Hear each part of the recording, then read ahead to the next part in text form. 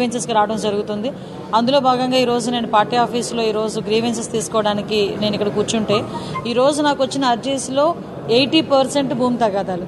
మా భూమిని పలానా వైసీపీ నాయకులు వచ్చి కబ్జా చేశారండి అని, లేకపోతే మేము మా భూమిలోకి వెళ్తుంటే అడ్డుకుంటున్నారని, మమ్మల్ని కొడుతున్నారని, మా మీద దాడులు చేశారని, హత్యలు చేశారని, ఇలాంటికి సంబంధించిన మ్యాక్సిమం అన్నీ వచ్చినాయండి. లాస్ట్ గవర్నమెంట్లో పోలీసులు కూడా పట్టించుకోలేదు. కనీసం ఇప్పుడైనా మమ్మల్ని న్యాయం చేయండి అని చాలా సందర్భాల్లో ఈరోజు అర్జీలు కూడా చాలా మట్టుకు రావడం నిజంగా ఒక రకంగా చెప్పాలంటే ఒక ఆశ్చర్యానికి గురి చేసింది. ఎందుకంటే ఎక్కడున్న డిపార్ట్మెంట్ అధికారులు అన్న వాళ్ళు పనిచేయాల్సిందే.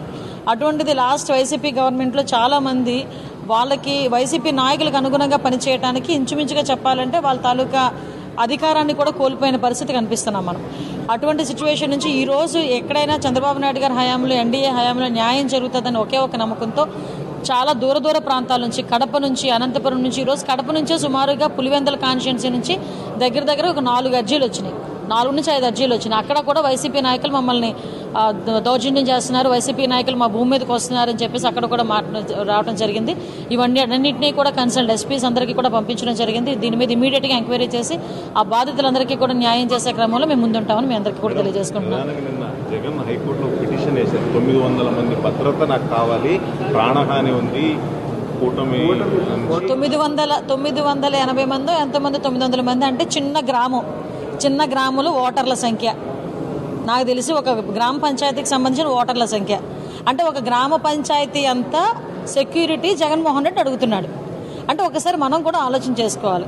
ఈరోజు కావలసిన మా డిపార్ట్మెంట్ వాళ్ళని అడగండి, ఎవరినైనా అడగండి, ఏదైతే ఎక్స్ సీఎంగా ఆయనకి ఇవ్వాల్సిన Z+ సెక్యూరిటీ ఈ రోజుకి కూడా కంటిన్యూ అవుతుంది.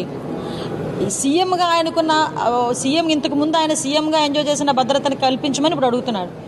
ఒక ఎక్స్ సీఎంగా ఇవ్వాల్సిన భద్రత అంతా కూడా ఎక్కడా కూడా డ్రాప్ చేయకుండా యాజ్ ఇట్ ఈజ్గా మేము ఇస్తున్నాం.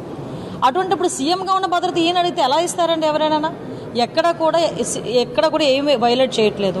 అయినా అతనికి తాడేపల్లి హౌస్లో ఉంటే పెద్ద గోడల మీద కరెంటు వైర్లు, ఆ చుట్టూ చాలా పెద్ద ప్రహరీ గోడ, ఏంటది సంథింగ్ బుల్లెట్ ప్రూఫ్ వెహికల్స్, ఇవన్నీ ఆయనకు ఉండి 980 మంది సెక్యూరిటీ అక్కడ పనిచేసేవారు. అంటే నేను ఇందాక చెప్పినట్టుగా ఒక గ్రామం ఆయన గురించి పనిచేసింది. సంఖ్య ఎంత ఉంటుందో అంత సంఖ్య పనిచేశారు.